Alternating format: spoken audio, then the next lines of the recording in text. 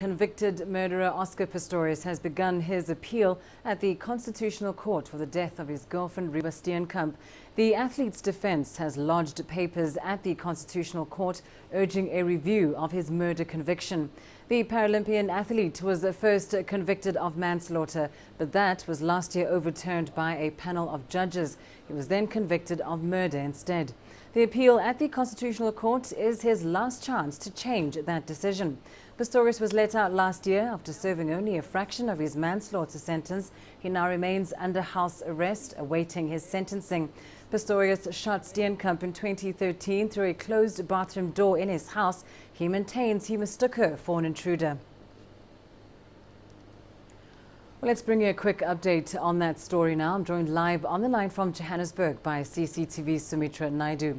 Sumitra, just to begin with, can you just give us more information on the appeals process at the Constitutional Court and what it will entail? Okay, so Pistorius' lawyers have now launched an application for leave to appeal to the Constitutional Court. That application has been served on the Director of Public Prosecutions. So the Director of Public Prosecutions will now have to make a decision on whether there are actual grounds for appeal.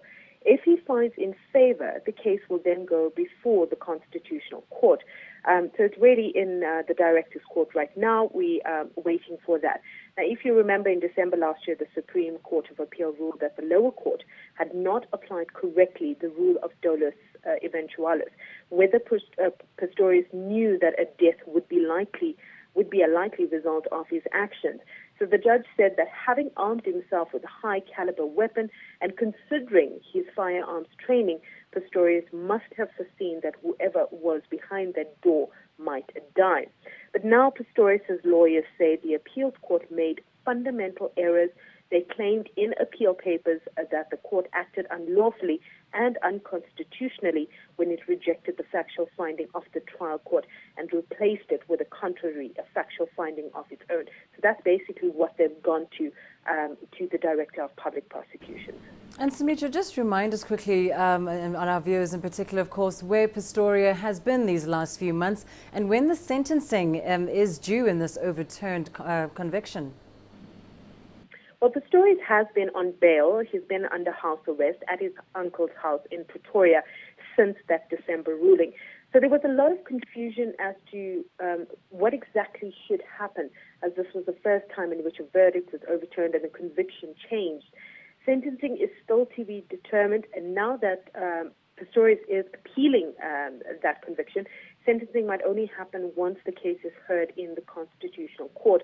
Under the new conviction for murder, Pistorius faces a minimum of 15-year jail term. But again, that may be reduced, due to time already spent in jail and the fact that he's a first-time offender.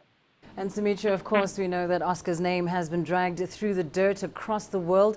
But how do South Africans in particular feel about this latest appeal? Well, there's been mixed reactions so far. If you look on social media, most people, though, are saying that he must just give up now and face his fate.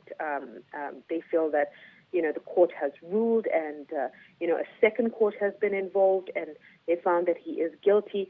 A lot of people on social media saying that he must stop dragging this process through but we do know that they were very relieved when this conviction was overturned in December, really as closure, as this case has dragged on for over 2 years now. But the news only came through this afternoon. We may see more reaction tomorrow or in the coming days. All right, Sumitra Naidu with that update for us live in Johannesburg.